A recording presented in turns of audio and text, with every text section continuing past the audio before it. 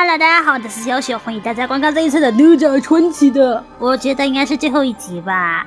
那么在开始这一次的《哪吒传奇》之前呢，我想说一个有趣的东西，就是我觉得呢，也不是觉得呢，就是《哪吒传奇》呢，毕竟呢是我以前看过的，算是一个比较经典的一个动画。所以呢，我就突然间灵感爆发，又加上现在的科技不是挺发达的嘛，所以呢，我就想尝试一下把这一次的联动故事，把它尝试一下，把它弄成 AI 视频出来，就是有画面的那种，不能保证完全180%像，不过呢，确保是至少有画面看的那种，我就尝试做一下吧。但是呢，可能需要花一点时间，毕竟呢，我是主打一个不氪金、不充值的一个人，所以呢，给我点时间吧，因为我也没什么用过 AI 创作视频，唯一试过的就是这个，我画的，只是跟他讲弄一下西瓜，结果他弄出这么多奇怪的西瓜出来，所以是还挺不错的吧。那么我们来讲一下上集故事。这一次哪吒传奇呢的联动故事还是挺不错的，可能我有看过它的动画，所以呢我觉得还挺可以的吧。然后呢配音方面嘛，希望大家千万不要在意，因为我真的不会配音。那么上一集故事呢总结，超级无敌总结就是哪吒传奇的这个 IP 流到了奇迹大陆过后呢，奇迹大陆再用他们的本土方式把它呈现出来，把它做成动画后呢，他们就做一个活动跟哪吒传奇有关，然后呢刚好有播放那个哪吒传奇动画，然后呢石矶、哪吒、混天绫还有妲己他们就从动画里面出来，然后呢他们动画至于走到哪一集呢，预计呢应该是跟盘古石有关系，然后石矶呢他就拿到完整的盘古石过后，他要统治奇迹大陆，他要10万件衣服，对，他就是要10万件衣服。但是呢众所周知，暖暖他的衣橱里面超过10万件，所以呢石矶要的话我们都可以给的，没有问题的。那知道呢石矶他思考人生一下子，然后呢他就恼羞成怒，然后呢可恶，过后发生什么事呢，我们就来看吧。将计就计，那大家听得懂，听不懂的话可以看上一节故事。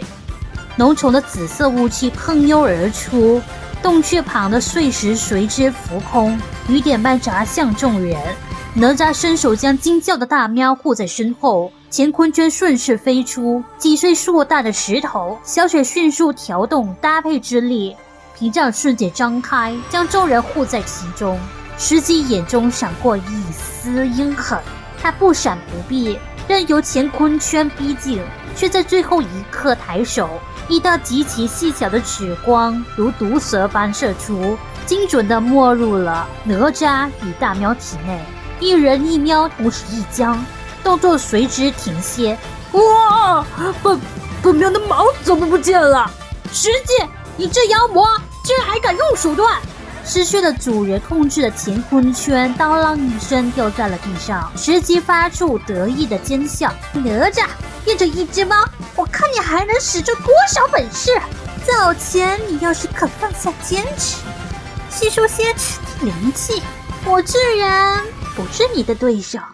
可惜啊，你们这些所谓正道，偏要守着可笑的规矩，今日才会败在我的手上。屏障因灵魂出来而波动，暖暖急忙上前帮小雪稳固光照，又将混乱的一喵一人带回身后。暖暖抬起头，护住身后的众人，直视着在雾气中张狂的石矶。石矶，你为了私欲可以罔顾一切，哪怕是毁灭一个世界。但哪吒不同，他受到的克制并不是因为软弱，而是将无辜的生命看得比自己的力量更重要。你没有资格评判他，你这样的妖魔才不配穿这么多漂亮的衣服，一件都不给你。石矶闻言爆发出一阵更加猖狂的大笑，仿佛听到了天底下最可笑的事情。哈哈哈！我来自地狱，看清了人类的自私和软弱，他们实在是愚蠢至极。暖暖丫头，你有着这么强大的力量，又何必与他们为伍？来我身边，等我执掌天下，你想要什么，我都会为你实现。相信我，我可是无所不能石矶娘娘！暖暖向前一步，迎风而立，她的声音并不高，却像一道清冽的风，穿透石矶张狂的天笑。如果你觉得人类如此愚蠢，那么被人类击败的你又算什么呢？口气不小，我倒要看看你能把我怎样。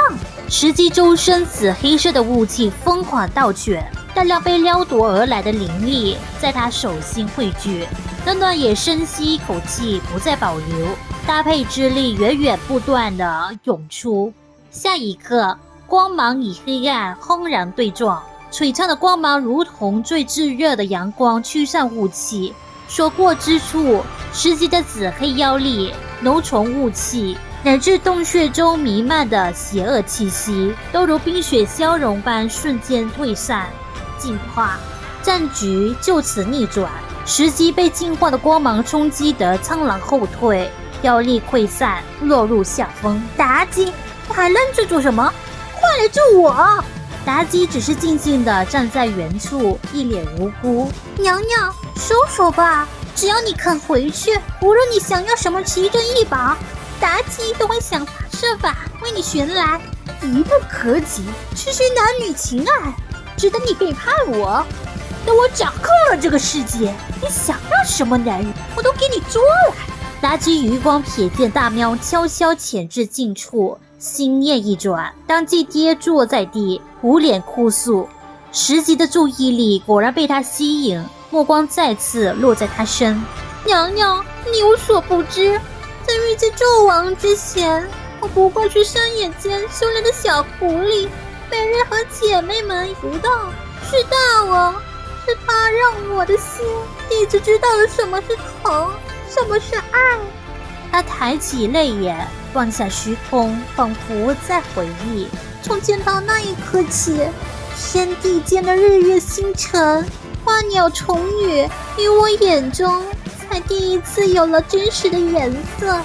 娘娘追求无上法力，而贪恋权柄财富，而妲己不过是轻信于大王罢了。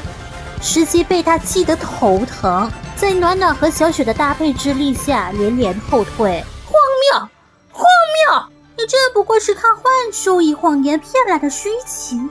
那纣王若早知你是狐妖，还会待你如初吗？不如在这儿选个更好的，权势、力量、容貌都任你挑选，只要你肯助我。妲己闻言一震，暖暖却上前一步，直面石矶。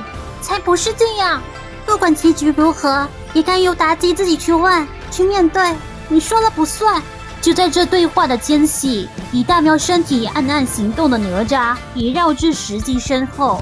他看准时机，妙爪一掏一勾，竟将石矶袖中的盘古石偷了出来。盘古石中的灵力汹涌而出，受困于喵身的哪吒魂魄借势一震，强行冲破了灵魂互换的束缚。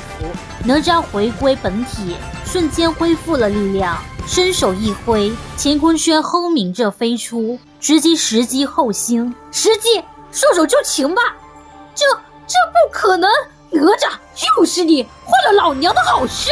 这里又不是陈塘关，这些人以你非亲非故，你为何要为了这些不相关的人与我拼命？哼，你这个大魔头，世人命如草芥，自然不懂得我的道义。我受教女娲，要爱天下人，也绝不会让你伤害此地的百姓。我生而为妖，想要追求力量，同理万妖，又有何不可？人类若能为我所用，是他们的造化。这天下本就是强者为尊，为何你们总要挡我的路？不是这样的，是妖是魔都不是你伤害别人的理由。真正的强大，从来不是靠践踏他人来证明。暖暖看准时机，澎湃的搭配之力尽数倾出，霎时间狂风骤起，吹动她粉色的长发，以哪吒的混天绫一同在风中猎猎飞舞。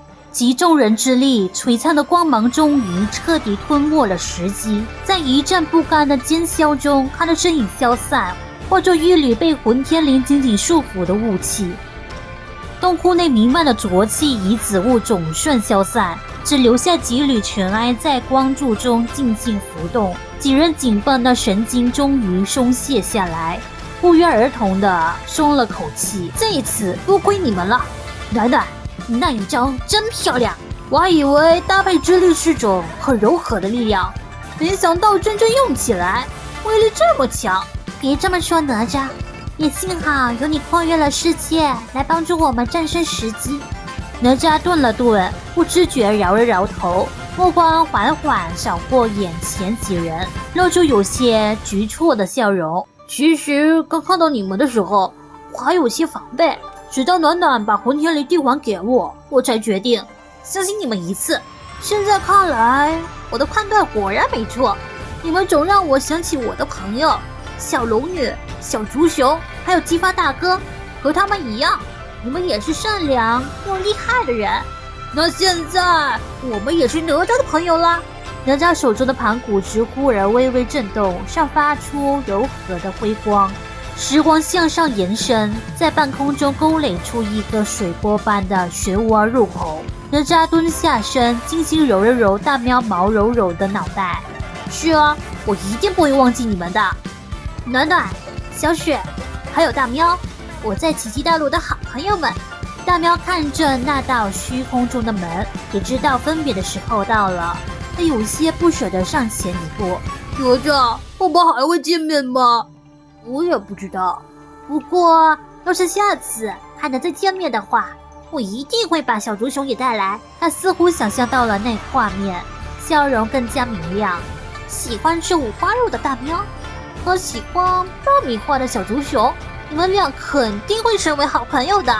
盘古石的光芒越来越盛，那道旋转的入口也逐渐清晰。妲己也微笑着走到暖暖身边，眼中少了些妩媚，多了几分清澈的释然。暖暖仙子，我也该走了，这次也要谢谢你。暖暖望着他，迟疑了片刻，还是没忍住开口：妲己，回去以后别再听十级的了，也试着让纣王做一个好君王吧。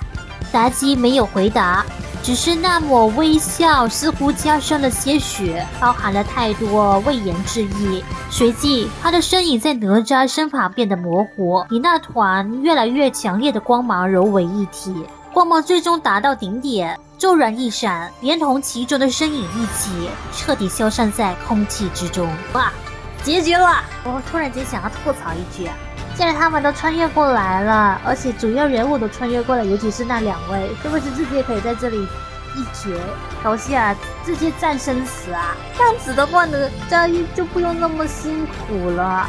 我没有记错的话呢，最后呢，直接呢差一点呢要夺走哪吒的肉体，不过还好呢，哪吒最后赢了。虽然他是牺牲自我拯救天下，最后那个画面简直绝了。不过呢，虽然呢光芒是已经照灭了10级，不过他也被困在塔里。不过最终呢，还是女娲救哪吒出来，所以呢，哪吒也不用牺牲被困在塔里。那么接下来是梦是真，不过最后还是要再说一句，配音真的是很不行，希望大家见谅。哦，再次睁开眼，刺目的光线让暖暖下意识地眯起了眼睛。醒了，可算是醒了。暖暖、大喵和小雪茫然地坐起身，左右看看，才发现他们并排躺在实际洞窟不景外，不知何时睡着了。刚才那场惊心动魄的经历，此刻只剩下模糊的印象，仿佛只是一场格外逼真的梦。恰在此时，园区碧苑的舒缓广播音乐响起，回荡在空阔的景区内。那些记忆中曾被石化、散落各处的游客与工作人员，此刻正有说有笑地从他们身边经过，朝着出口走去。两人一瞄对视一眼，最终还是收拾起身，慢慢跟随着人流，安静地朝着外面走去。是幻是真的这一个午后，静静地停留在众人的回忆之中。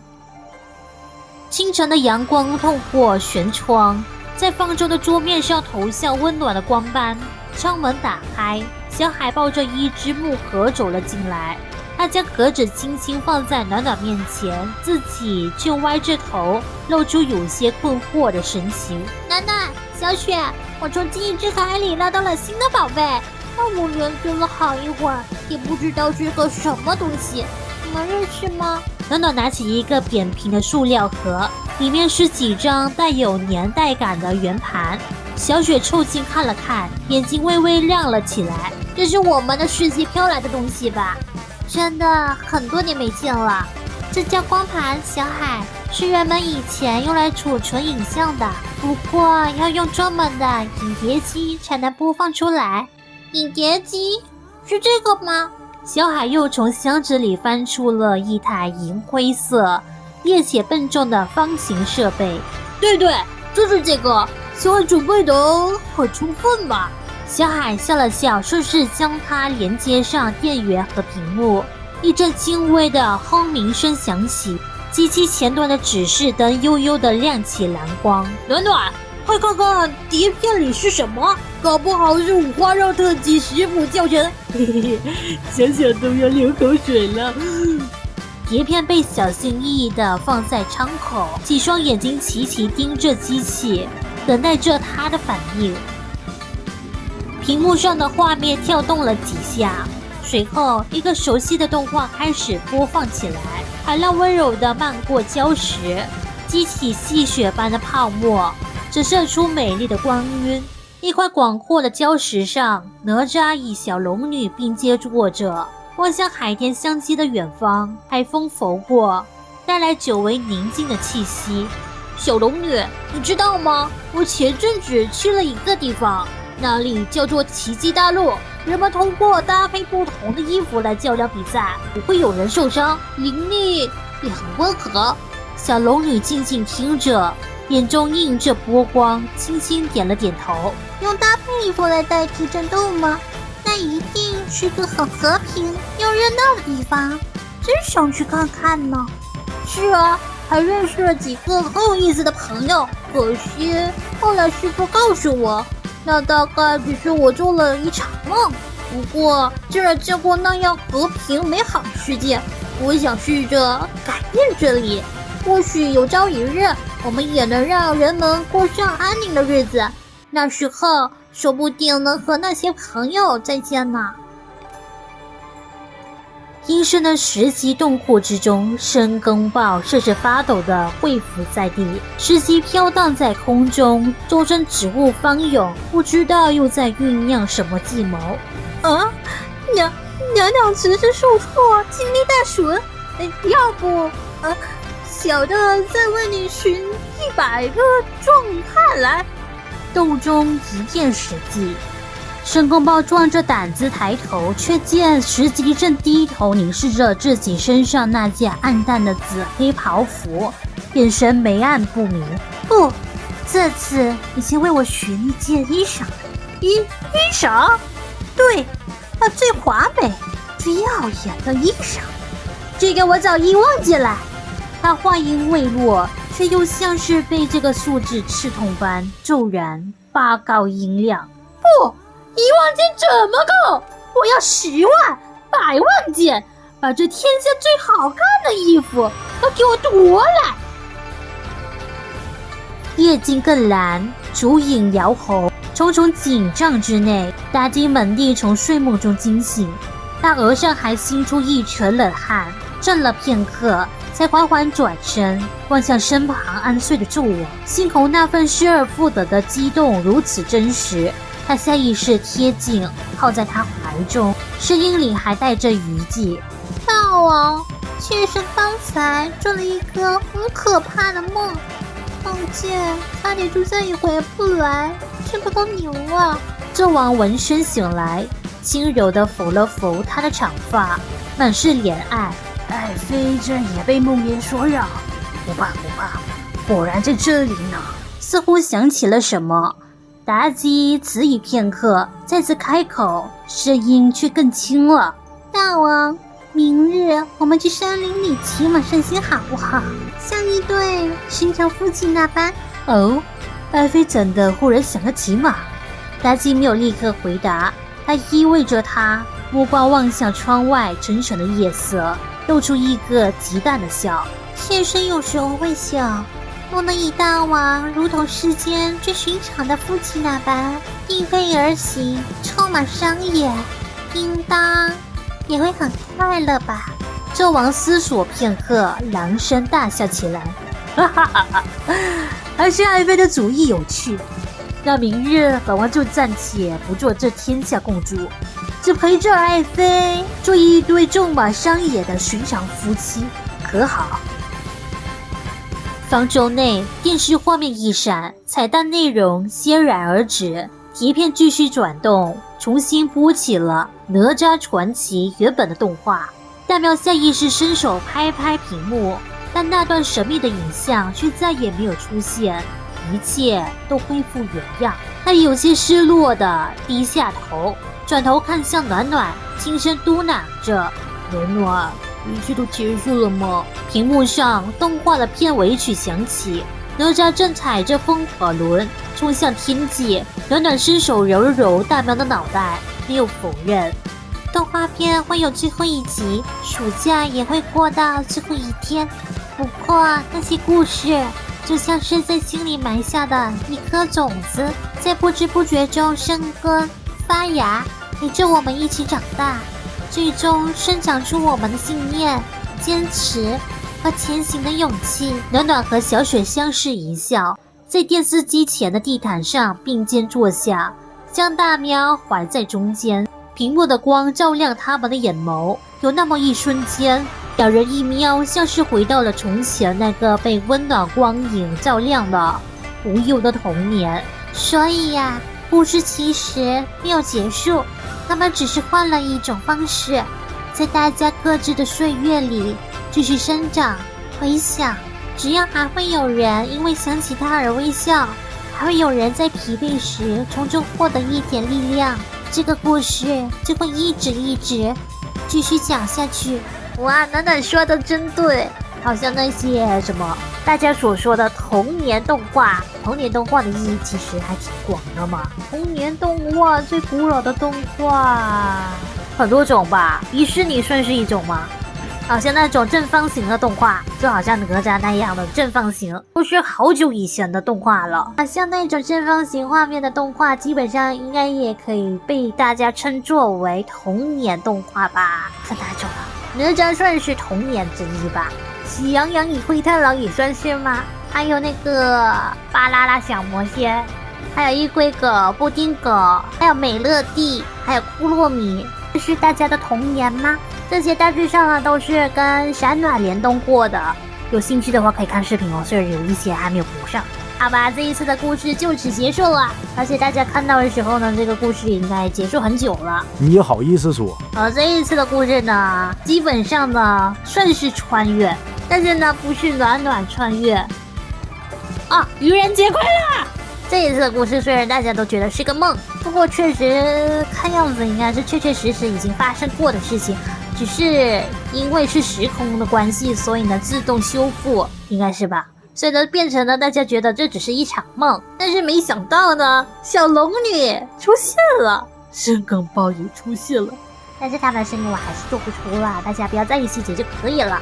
那么大家觉得这一次的故事觉得如何呢？喜欢这支影片的话，记得在下方留言、按赞、分享出去，还有千万不要忘记订阅我，打开我亲爱的小铃铛哦。那么我们下期影片见，拜拜！更好啊，拜拜！